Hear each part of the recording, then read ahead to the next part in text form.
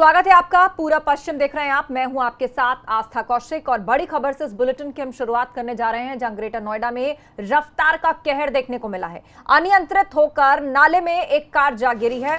हादसे में कार सवार 3 लोगों की मौत हो गई है। 2 लोगों की हालत गंभीर बताई जा रही है। अस्पताल में भर्ती पतवाड़ी गांव के पास की ये घटना है। बड़ी खबर, हादसे में कार सवार 3 लोगों की मौत। ग्रेटर नोएडा में एक कार अनियंत्रित होकर नाले में जा गिरी है और इस कार में बैठने वाले 3 लोगों की मौत हो गई है। सड़क हादसा हुआ है। अनियंत्रित होकर एक कार नाले में जा गिरी, जिससे 3 लोगों की मौत हो गई। तीनों कार के अंदर सवार थे। एट द स्पॉट डेथ हो गई तीनों लोगों की। 2 लोगों की हालत गंभीर बताई जा रही है, जिनको अस्पताल में भर्ती कराना पड़ा है।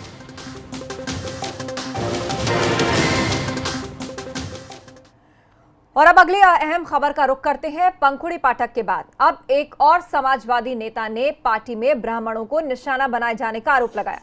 आगरा से सपा प्रवक्ता रोली तिवारी मिश्रा ने आरोप लगाया कि प्रदेश सपा नेता उन्हें सिर्फ इसलिए गाली दे रहे हैं क्योंकि उनका सरनेम मिश्रा है। रोली मिश्रा ने ट्विटर पर अखिलेश यादव से न्याय की गुहार लगाई। उन्होंने ट्वीट करके लिखा, अखिलेश जी, पिछले 15 घंटे से कुछ यादव लोग आपकी ऑफिशियल फेसबुक प्रोफाइल पर मुझे ब्राह्मण होने की वजह से गालियां दे रहे हैं। खास बात यह कि उनमें से गोरखपुर सपा जिला पंचायत अध्यक्ष का पति मनोरंजन यादव है। मैं एक महिला, 2 पुत्रियों की मां और देश के एक सैन्य अधिकारी की पत्नी हूं।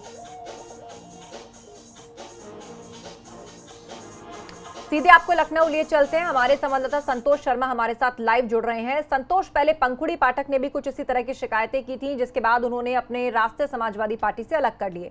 उसके बाद अब रोली मिश्रा भी कह रही हैं, और बड़ी बात उन्होंने जो ट्वीट की, कहा कि मैं ब्राह्मण हूं और इसीलिए मुझे निशाना बनाया जा रहा है। देखिए, 2 बातें इस पूरे मुद्दे को लेकर के है कि रोली तिवारी मिश्रा ने जो आरोप लगाया कि एक तो ब्राह्मण हैं, इसकी वजह से उनको निशाना बनाया जा रहा। दूसरा, सबसे बड़ी बात कि रोली तिवारी ने इस पूरे मामले में सपा अध्यक्ष अखिलेश यादव से गुहार लगाई है कि वो इसमें इनिशिएट करें, वो इसमें बात करें, क्योंकि जिस तरीके से एक महिला के ऊपर अभद्र टिप्पणी की जा रही है और वो भी एक सैन्य अधिकारी की पत्नी के ऊपर। और दूसरी चीज, रोली तिवारी मिश्रा कोई आम नहीं है, जबकि समाजवादी पार्टी को एक प्रवक्ता है। अगर जिस ट्वीट के जरिए रोली तिवारी मिश्रा ने कहा है, उस ट्विटर के जरिए पर हम देख रहे थे, हमने इस खबर को उठाने से पहले देखा, तो रोली तिवारी मिश्रा ने हमेशा ही, वो चूंकि पार्टी की एक कार्यकर्ता के तौर पर, एक प्रवक्ता के तौर पर काम करती रही, तो उनकी पूरी फेसबुक प्रोफाइल में सिर्फ समाजवादी पार्टी, अखिलेश यादव या समाजवादी पार्टी से जुड़े हुए ट्वीट्स ही शामिल हैं। यानी कि उन्होंने प्रमुखता से, मुखरता से समाजवादी पार्टी की बातों को रखा, अखिलेश यादव के पक्ष में खड़ी हुई, क्योंकि वो उसकी नेता थी। लेकिन आज जब उनके ऊपर मुसीबत आई तो पार्टी का कोई भी पदाधिकारी बोलने को तैयार नहीं है। और सबसे बड़ी बात कि उनके ऊपर जो टिप्पणी की जा रही है, वो भी पार्टी का कोई छोटा मोटा कार्यकर्ता नहीं है, वो जिलाध्यक्ष का पति है। और इस पूरे मामले को लेकर के वो 15 घंटे से ज्यादा का वक्त बीत चुका है। रोली तिवारी लगातार सोशल मीडिया पर अपील कर रही हैं कि अखिलेश यादव इस पूरे मामले पर इनिशिएट कर रहे हैं। वो चूंकि महिला अस्मिता की बात है, और ऐसे में महिला अस्मिता की बात को लेकर के समाजवादी पार्टी हमेशा अपने आप को दुहाई देती है कि उसने उत्तर प्रदेश की महिलाओं और बहनों की सुरक्षा को लेकर यहाँ पे वुमेन पावर लाइन दिया, महिलाओं की सुरक्षा को प्राथमिकता दी और उत्तर प्रदेश सरकार को निशाने पर लिया जब भी कोई ऐसा घटना हुई है सामने। लेकिन अब जब उनकी पार्टी में, उनके परिवार में एक उनकी नेत्री सुरक्षा की गुहार लगा रही है और कह रही है कि ब्राह्मण नेता होने के नाते, महिला होने के नाते उनके ऊपर ये टिप्पणी की जा रही है, अभद्र टिप्पणी की जा रही है, वो भी एक पार्टी के जिलाध्यक्ष की पत्नी, जिलाध्यक्ष के पति के द्वारा, तो ये तमाम आरोप ये लगातार रोली तिवारी के द्वारा जो बीते 15 घंटे से गुहार लगाई जा रही है और पार्टी के द्वारा अनसुनी की जा रही है, ये कहीं ना कहीं इस बात को भी बता रहा है कि किस तरीके से अभी भी समाजवादी पार्टी में सब कुछ ठीक नहीं चल रहा है। वहां पर अखिलेश यादव भी नीचे जो ग्राउंड लेवल के जो कार्यकर्ता, उनके बीच में जो घमासान मचा हुआ है, उसको नहीं खत्म कर पा रहे हैं। एक महिला जो मुखरता से उनकी बात रख रही थी, उसको निशाने पर लिया जा रहा है। अगर दोनों कार्यकर्ताओं के, रोली तिवारी मिश्रा या और जो मनोरंजन हैं, उनके बीच में अगर कोई विवाद है तो ये पार्टी अध्यक्ष की जिम्मेदारी बनती है कि वो उसको सॉल्व कर दें। लेकिन सोशल मीडिया पर वो महिला गुहार लगा रही है, अपील कर रही है, तो कहीं ना कहीं समाजवादी पार्टी के लिए भी एक शुभ संकेत तो नहीं है कि इस कोरोना काल में पार्टी के अंदर घमासान मचा हुआ है, जब घरों के अंदर लोग बैठे हुए हैं, सड़कों पर लोगों के बीच में घमासान नहीं है, लेकिन समाजवादी पार्टी के अंदर घमासान मचा हुआ है। जी वाकई समाजवादी पार्टी के अंदर घमासान मचा हुआ है और रोली तिवारी मिश्रा का ये ट्वीट कहीं ना कहीं इशारा यह भी कर रहा है कि पार्टी के अंदर भी सब कुछ ठीक नहीं चल रहा। कोई पदाधिकारी बोलने को तैयार नहीं, पार्टी का कोई नेता इस पर रिस्पॉन्ड करने को तैयार नहीं और बहुत ही गंभीर आरोप वो लगा रही हैं। क्या इससे पहले भी कुछ शिकायतें करती रही हैं रोली तिवारी, या हाल ही में ये जो मामला है केवल इसी ने तूल पकड़ा है? संतोष, देखिए ये जो मामला है ये अभी हाल ही में तूल पकड़ा है।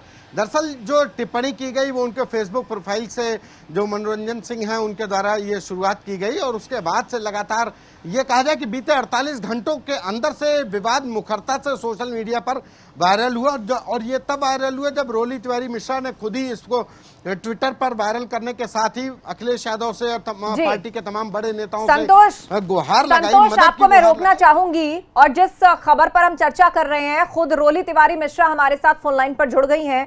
रोली जी, आपका ट्वीट हमने दिखाया दर्शकों को और आपने गंभीर आरोप यहां पर लगाए हैं, महिलाओं का सम्मान नहीं है, पर आप कह रही हैं कि ब्राह्मण हूं इसलिए मुझे निशाना बनाया जा रहा है, ऐसा क्यों?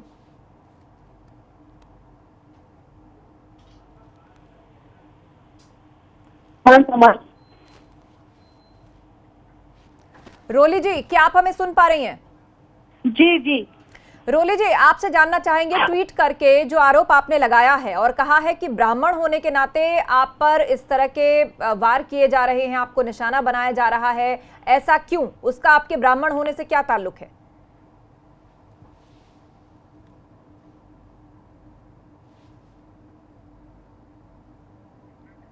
तो लगता है हमारी आवाज उन तक नहीं पहुंच पा रही। उनसे आगे भी हम बातचीत का प्रयास करेंगे, लेकिन ये ट्विटर प्रोफाइल रोली तिवारी मिश्रा और यहां पर ट्वीट करके उन्होंने अखिलेश यादव जो कि पार्टी के अध्यक्ष हैं उनसे गुहार लगाई है कि आप इस मामले में कार्रवाई करें। संतोष के पास चलते हैं। संतोष, रोली तिवारी से हम आगे भी संपर्क साधने की कोशिश करेंगे, डिस्कनेक्ट हो गया उनका कॉल, लेकिन अचानक से ये मामला सामने आया और वो अपनी जाति की दुहाई दे रही हैं कि मैं ब्राह्मण हूं इसलिए मुझ पर निशाना बनाया गया। तो आखिर कहना क्या चाहती हैं वो पार्टी के बारे में? देखिए, जाहिर है कि रोली तिवारी मिश्रा कोई ऐसी व्यक्ति नहीं है कि जो समाजवादी पार्टी को ना जानती हो या समाजवादी पार्टी के जो अखिलेश यादव को ना जानते हो या तमाम लोगों को ना जानती हो, लेकिन अगर उन्होंने ये आरोप लगाया है कि चूंकि ब्राह्मण है इसलिए निशाना बनाया जाए, तो जाहिर है कि ये पार्टी के अंदर जो विचारधारा है उसको लेकर के उन्होंने मुखरता से उन्होंने कहा है। इससे पहले पंखुड़ी पाठक भी ऐसे ही सुरों के साथ वो बगावती तेवर लेकर के वो अलग हो गई थी और अब रोली तिवारी मिश्रा ने इस तरीके का आरोप लगाया है। रोली तिवारी मिश्रा कोई लगातार ऐसा नहीं है कि उन्होंने पार्टी लाइन से इतर जाकर के जब उनकी अस्मिता पर सवाल होने लगे, उनकी अस्मिता पर सवाल उठ खड़े हुए, हमले होने लगे, तब उन्होंने ये मामला सोशल मीडिया पर डाला और उसमें भी अपील की कि अखिलेश यादव इस पूरे मामले में इनिशिएट करें, इंटरफेयर करें। लेकिन इंटरफेयर करने के बजाय यहाँ पर कोई भी पार्टी के पदाधिकारी बीते 15 घंटे से इस विवाद को सुलझाने रिएक्ट करने को तैयार नहीं। संतोष, एक बार फिर से हम कोशिश करेंगे। रोली तिवारी हमारे साथ जुड़ गई हैं। रोली जी, क्या कहना चाहेंगी आप? आखिर क्यों आपको ऐसा लग रहा है कि जाति के कारण आपको निशाना बनाया जा रहा है? देखिए, सबसे पहले मैं जुड़ी हुई थी तो आपने बोला था कि मेरी पार्टी में ब्राह्मणों का सम्मान नहीं है, महिलाओं का सम्मान नहीं है। ऐसा मैंने कहीं लिखा नहीं और ना ही कभी कहा है, बल्कि मेरा मानना यह है कि समाजवादी पार्टी ही ब्राह्मणों का और महिलाओं का बहुत सम्मान करती है। स्वयं आदरणीय राष्ट्रीय अध्यक्ष अखिलेश यादव जी ने 10-90 जैसी महत्वपूर्ण योजना दी, मुझे 5 वर्ष उत्तर प्रदेश राज्य महिला आयोग का सदस्य बनाया और मैंने उसमें महिलाओं को न्याय दिया। मुद्दा ये है कि आदरणीय राष्ट्रीय अध्यक्ष जी के फेसबुक पेज पर उन्होंने एक अपना ट्वीट, एक फेसबुक पोस्ट डाली थी और उस पर मैंने उनके लिए बड़े सम्मानजनक शब्दों में लिखा था कि आदरणीय आप परिजात के वृक्ष हैं, दैवीय वृक्ष हैं हमारे लिए। तो अगर उस पर कोई भी भारतीय जनता पार्टी के IT सेल का व्यक्ति कोई टीका टिप्पणी करता है तो वो हम लोगों के लिए आमतौर पर राजनीतिक जीवन में है तो दुखद नहीं होता। पर सबसे ज्यादा दुखद तब हुआ जब तमाम लोग जो अखिलेशवादी लिख रहे थे, यादव लिख रहे थे, फेसबुक प्रोफाइल पे राष्ट्रीय अध्यक्ष जी का फोटो लगाए थे या समाजवादी पार्टी लिखे हुए थे, वो मुझे गालियां देना शुरू कर दिया। हालांकि कि ये किसी भी तरह की कोई IT सेल की साजिश किसी भी पार्टी की हो सकती है, लेकिन मेरे लिए सबसे ज्यादा दुखद तब रहा जब समाजवादी पार्टी के जिला पंचायत अध्यक्ष का पति गोरखपुर का मनोरंजन यादव मेरे खिलाफ इतने अश्लील शब्द का प्रयोग करता रहा जो मैं यहाँ नहीं बोल सकती। और सबसे बड़ी बात थी, वो बार बार मुझ पर जातिगत टिप्पणी कर रहा था कि मेरी माँ ने 2 लोगों के साथ संभोग किया तब मैं पैदा हुई, मेरे नाम में तिवारी मिश्रा क्यों लगा है, मैं मिक्स ब्रीड हूँ। तो इस तरह की जातिगत टिप्पणी लगातार चलती रही। अभी भी वो फेसबुक पर वो पोस्ट पड़ी हुई है, आप जाकर के देख सकते हैं। उस पर वो कमेंट्स अभद्र, मनोरंजन ने कल शाम को अपने कमेंट हटा लिए हैं, लेकिन मतलब कोई भी समाजवादी अधिकारिक तौर पर पार्टी के मुझसे ही माफी किसी नहीं मांगी नेता है। ने अभद्र टिप्पणियां आपको लेकर की हैं, जाति पर सवाल उठाया है, परिवार को इसमें लपेटा है और इस तरह की अनर्गल और अश्लील बातें लिखी हैं। तो क्या आप, या मैं ये कहूं कि रोली तिवारी मिश्रा, कोई भी शख्स पुरुष इस तरह की अभद्रता करता है तो उसके खिलाफ एक्शन लिया जाना चाहिए।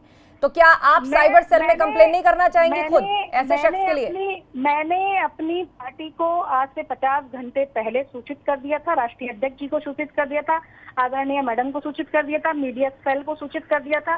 समस्त बड़े नेताओं से मेरी बात हो चुकी है और आदरणीय सरस बाबू जी से मेरी बात हो चुकी है। मैं पिछले 50 घंटे से पार्टी की कार्रवाई की प्रतीक्षा कर रही हूँ और अभी 1 घंटे पहले मैंने एसएसपी आगरा को इसके विरुद्ध कंप्लेंट दी है, एफआईआर दर्ज बेशक आप पार्टी की कार्रवाई का इंतजार कर रही हैं रोली, लेकिन क्या बेहतर नहीं होता कि कोई पुरुष अगर किसी पर इतनी गंदी फप्तियां कसता है तो ये तो लीगली मैटर भी बनता है ना, ऐसे शख्स की तो पुलिस में कंप्लेन होनी चाहिए, फिर चाहे वो किसी भी पार्टी का हो। मैंने डीएम आगरा और एसएसपी आगरा को अपनी कंप्लेंट भेज दी है। इसके साथ ही साथ कल ट्विटर पर मैं अपने आप को लेकर के बिल्कुल स्पष्ट हूँ। अगर मैं आज अपने न्याय की लड़ाई नहीं लड़ सकती तो मुझे कोई अधिकार नहीं कि मैं महिलाओं के न्याय की लड़ाई लड़ूं। मैं खुद 2 बेटियों की माँ हूँ और उनके सामने शर्मिंदा हूँ। वो बार बार मुझसे सवाल पूछ रही है कि आपको गाली क्यों मम्मी दी जा रही है, जबकि उस व्यक्ति से कभी परिचित नहीं हूँ, कोई मेरी राजनीतिक प्रतिद्वंदता नहीं है। तो कुल मिलाकर आपने पार्टी फोरम में अपनी बात रख दी है। इसके अलावा एसएसपी और डीएम, उनको भी आपने शिकायत भेजी है और जो शख्स इस तरह की बातें कर रहा है वो खुद भी समाजवादी पार्टी का नेता है। शुक्रिया रोली हमसे जुड़ने के लिए, अपनी बात रखने के लिए। संतोष हमारे साथ, हमारे संवाददाता जुड़े थे, आपका भी बहुत बहुत शुक्रिया। लेकिन वो ट्वीट दिखा देते हैं रोली मिश्रा का। उन्होंने अपील किया अखिलेश यादव से कि पिछले 15 घंटे से कुछ यादव लोग आपकी ऑफिशियल फेसबुक आईडी पर कमेंट कर रहे हैं और मुझे ब्राह्मण होने की वजह से गालियां दे रहे हैं।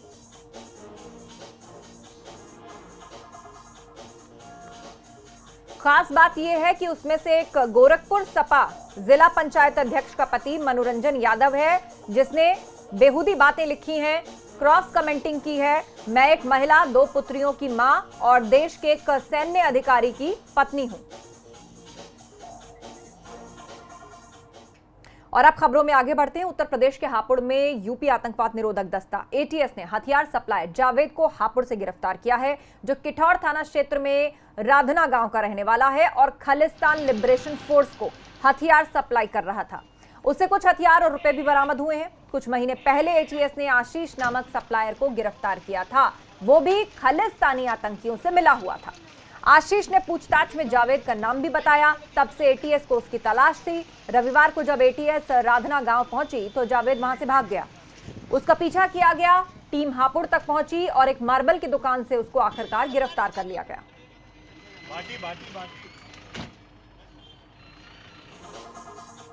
तो खालिस्तान लिबरेशन फोर्स एक आतंकी संगठन है। एटीएस हापुड़ ने धर दबोचा है एक शख्स को, सिखों के लिए अलग खालिस्तान की मांग करता है। 1980 से यह भारत के अंदर सक्रिय है। जरनैल सिंह भिंडरावाले के नेतृत्व में इस आंदोलन की शुरुआत हुई थी, जहां पर अलग से खालिस्तान देश की मांग शुरू हुई। अमेरिका समेत कई देशों में खालिस्तानी आंदोलन चलता है।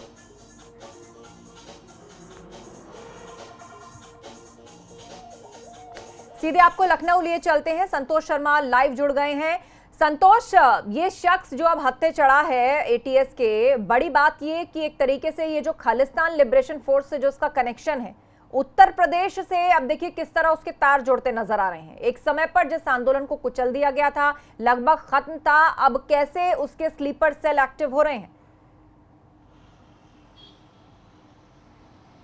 देखिए आस्था, खालिस्तान लिबरेशन फोर्स का जो मॉड्यूल है वो कुचल जरूर दिया गया, लेकिन वो खत्म नहीं हुआ है। ये बिल्कुल साफ है। तमाम इंटेलिजेंस एजेंसीज हैं, जो चाहे वो रॉ रही हो या आईबी रही हो, उन्होंने इस बात का इनपुट लगातार दिए कि खालिस्तान लिबरेशन फोर्स भले ही हिंदुस्तान में सक्रिय ना हो, लेकिन वो ओवरसीज में यानी कि 7 समंदर पार वो अपनी गतिविधियों को लगातार चलाता जा रहा है। और इसी की कड़ी में यूपी एटीएस ने पंजाब पुलिस के द्वारा जो इनपुट मिला था उसके बाद से जावेद को गिरफ्तार किया। जावेद वो हथियार सप्लायर है जो खालिस्तान लिबरेशन फोर्स के जो आतंकी थे, जो उनके लोग थे, उनको ये हथियार दे रहा था। इससे पहले 30 मई को भी एक व्यक्ति को गिरफ्तार किया गया था मेरठ से, उसको यूपी एटीएस ने गिरफ्तार किया था। वो सोशल मीडिया पर खालिस्तान लिबरेशन फोर्स के लिए एक बाकायदा मूवमेंट चला रहा था, यानी कि आज के सोशल मीडिया के हथियार को भी यूज किया जा रहा है कि खालिस्तान का जो आइडियोलॉजी है उसको कैसे आज के युवाओं में सोशल मीडिया के जरिए प्रभावित किया जाए, उसको भी एक नया डेरिवेटिव मिला है, उसके जरिए काम किया जा रहा था। उसी कड़ी में यूपी एटीएस ने ये 30 मई के बाद अब ये गिरफ्तारी की है, 7 जून को गिरफ्तारी की है। लगातार इनसे पूछताछ की जा रही है। वहीं ये पंजाब पुलिस भी इनसे पूछताछ करेगी। चूंकि इसका पूरा इनिशियल इनपुट पंजाब पुलिस ने दिया था, लिहाजा पंजाब पुलिस अब इनसे विस्तृत पूछताछ करेगी। लेकिन यूपी एटीएस लगातार पंजाब पुलिस के संपर्क में है और इन जावेद के अलावा भी कौन लोग इसके मददगार हैं उन पर भी यूपी एटीएस की निगाह है। जी, नजर बनाए रखिए संतोष, आगे हम आपसे अपडेट लेंगे। जानकारी के लिए आपका बहुत बहुत शुक्रिया। जहां लेन देन को लेकर महासंग्राम हुआ, यहां फल व्यापारी ने ग्राहक के साथ मारपीट तक कर डाली। दरअसल दोनों के बीच पैसे को लेकर विवाद हुआ, जिसके बाद काफी मारपीट हुई और तस्वीरें आप देखिए। कैसे एक तो विक्रेता जिसकी ग्राहक से कहा सुनी हुई नौबत मारपीट तक आई और उसने डंडा उठा लिया और बीच राह ग्राहक को लिटा लटाकर मारना शुरू कर दिया। आसपास से लोगों ने खींचने बचाने की कोशिश की, लेकिन फिर भी ये नहीं रुका। पैसे के विवाद को लेकर यह हंगामा मारपीट तक पहुंच गया। उधर जौनपुर में दुकानदार से पुलिस की दबंगई, घर में घुसकर पुलिस वालों ने मारपीट की। दुकानदार और उसके परिजनों के साथ मारपीट की गई। थानाध्यक्ष ने वीडियो बनाने वाले से मोबाइल छीन लिया। एक सिपाही इस मामले में सस्पेंड हुआ है और अब जांच होगी, ये कहा जा रहा है। तो एक दुकानदार से पुलिस ने किस प्रकार दबंगई दिखाई, उसकी तस्वीरें ये सामने हैं। हालांकि बाद में जो थानेदार हैं उन्होंने इस वीडियो बनाने वाले शख्स का भी फोन बंद कर दिया। उधर बरेली में नेशनल हाईवे 24 पर फरीदपुर थाना क्षेत्र में एक दर्दनाक हादसा हुआ। यहां काम पर से बाइक पर बैठकर घर जा रहे मजदूरों की बाइक तेज रफ्तार कार से टकरा गई, जिससे बाइक आग का गोला बन गई और दोनों लोग गंभीर रूप से घायल हो गए। वहीं दूसरी तरफ कार सवार कार लेकर मौके से भाग गए। गनीमत रही, दोनों की जान बच गई, लेकिन उनको चोटें आई हैं। पर बाइक का हाल देखिए आप, ये पूरी तरह से आग के गोले में तब्दील हो गई। सड़क किनारे ये दोनों मूर्छित अवस्था में पड़े हुए थे। जैसे तैसे इनको उठाकर अस्पताल पहुंचाया गया। इनको चोटें लगी हैं, लेकिन जिस कार सवार ने इनको टक्कर मारी वो मौके से फरार हो गया।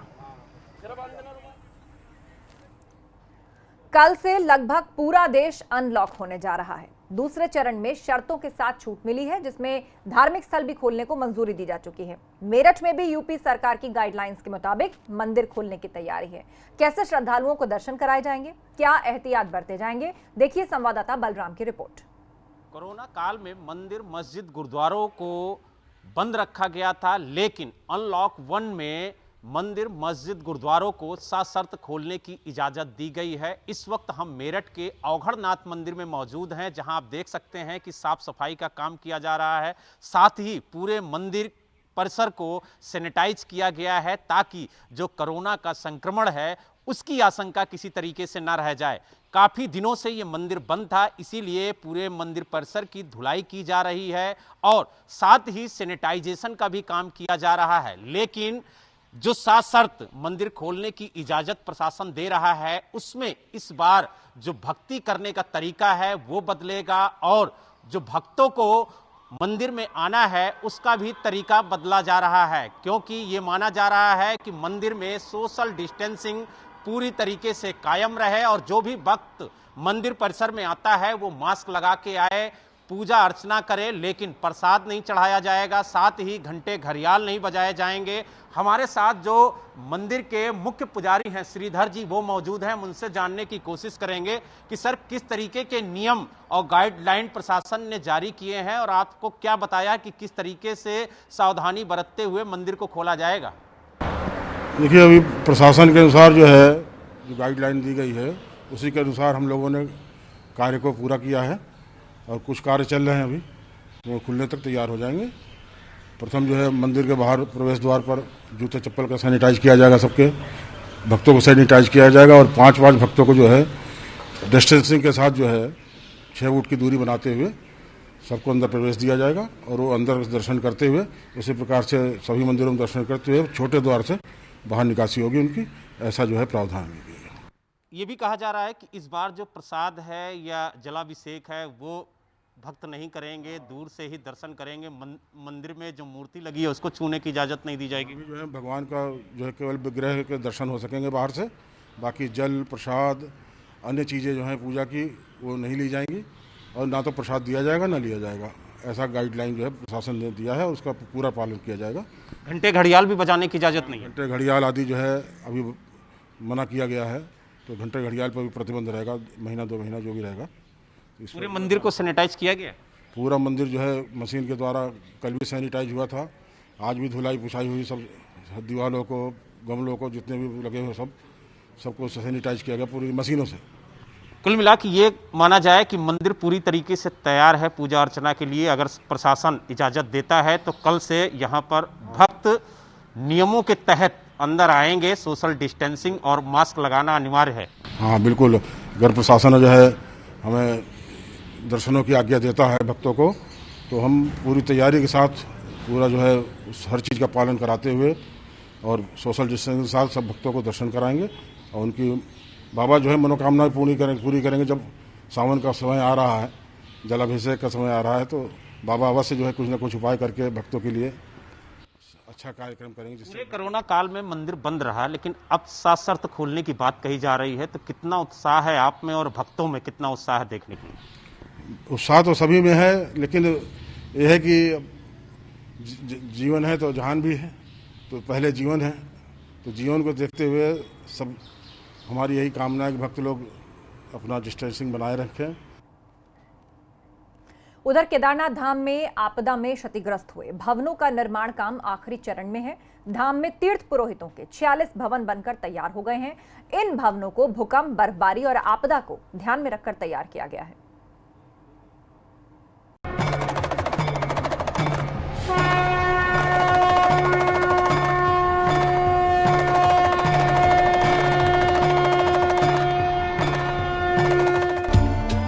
बाबा शिव का धाम केदारनाथ धीरे धीरे अपने पुराने रंग में लौट रहा है। जून 2013 की आपदा में तबाह हुए भवनों का निर्माण लगभग पूरा हो चुका है।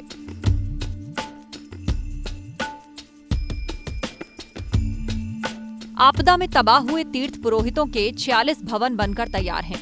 इन मकानों को भूकंप, बर्फबारी और भविष्य की चुनौतियों को ध्यान में रखकर तैयार किया गया है।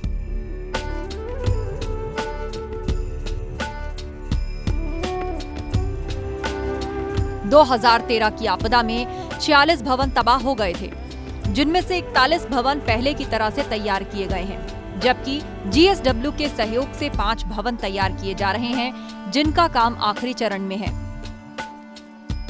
टोटल जो GSW ने कहा है, अभी फिलहाल के लिए 5 मकान बनाने हैं, जिसमें से 2 मकान कंप्लीट हो गए हैं और 3 मकानों पे काम बहुत तेजी से चल रहा है। जिन मकानों में वो सारे मकान गढ़वाली शैली में बने हुए हैं, उनमें जैसे क्लैडिंग के स्टोन लगे हुए हैं, बाहर से उसके प्लास्टर के बाहर से क्लैडिंग के स्टोन लगे हुए हैं, टीक के दरवाजे हैं, डबल दरवाजे वाले सारे घर ऐसे बने हुए हैं और जो सीलिंग है ऊपर वो लकड़ी की सीलिंग हो रखी है।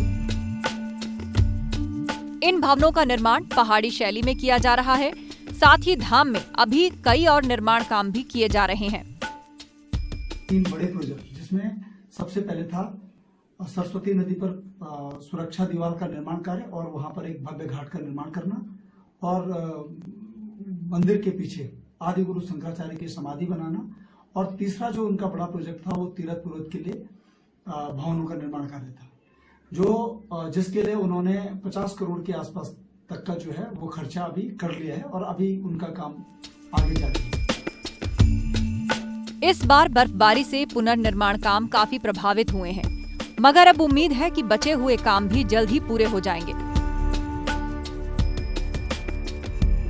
हालांकि लॉकडाउन की वजह से केदारनाथ धाम में फिलहाल सन्नाटा है। मंदिर समिति के कुछ कर्मचारी, पुलिस जवान और मजदूर ही धाम में मौजूद हैं। रुद्रप्रयाग से रोहित डिमरी की रिपोर्ट, एबीपी गंगा। इसी के साथ इस वक्त के बुलेटिन में फिलहाल इतना ही, लेकिन देश और दुनिया की तमाम खबरों के लिए आप बने रहिए एबीपी गंगा के साथ। नमस्कार।